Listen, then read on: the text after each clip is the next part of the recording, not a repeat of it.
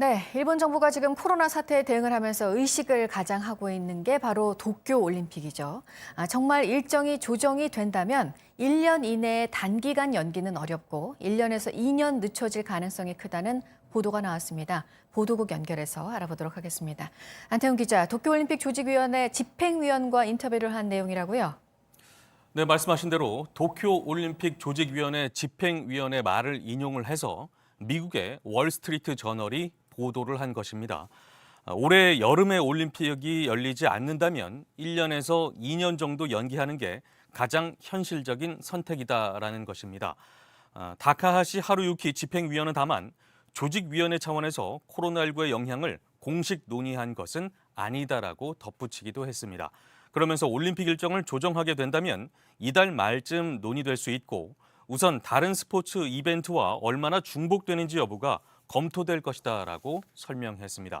특히 미국 프로야구나 유럽 축구 등 메이저 경기와 겹칠 수 있기 때문에 1년 이내로 연기하는 건 어려울 것이다라고 했습니다. 네, 또 요즘은 유럽에서의 코로나19 확산세가 무서운 기세여서 우리 당국도 또 이 부분을 한 변수로 보고 있는 상황입니다. 각국의 군 사령관들이 참석한 회의가 독일에서 열렸었는데 여기서 확진자가 또 나왔다고요? 네, 그렇습니다. 미군의 사령관들이 모였고요. 그다음에 유럽의 20개 나라 정도의 사령관들이 모인 회의가 현지 시간으로 지난 6일 독일에서 열렸는데요.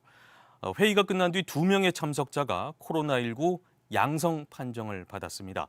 이탈리아와 폴란드의 참모총장이 감염된 것으로 현재까지 전해지고 있습니다. 이에 따라서 회의 참석자들은 모두 격리됐습니다. 미국 유럽 사령부의 육군을 지휘하는 미군 중장과 참모들은 원격 근무 중이다라고 미군 측은 밝혔습니다.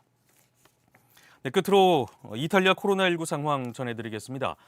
이탈리아 보건당국은 현지 시간으로 10일 오후 코로나19 누적 확진자가 1,149명으로 집계됐다라고 밝혔습니다.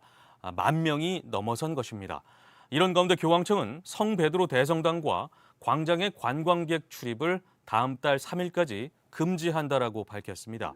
이탈리아 정부가 다음 달 3일까지 주민들의 이동을 제한하기로 한 것과 보조를 맞추기 위한 조치인 것입니다. 17세기 초죠. 이때 준공된 성베드로 대성당은 하루 수만 명의 관광객이 찾는 명소입니다. 이 밖에 새로 들어온 소식들은 잠시 후 8시 10분쯤에 다시 연결을 할 텐데 방송 사정에 따라서 조금씩 시간이 바뀔 수도 있습니다. 네, 지금까지 아침엔 지금 JTBC 안태훈입니다.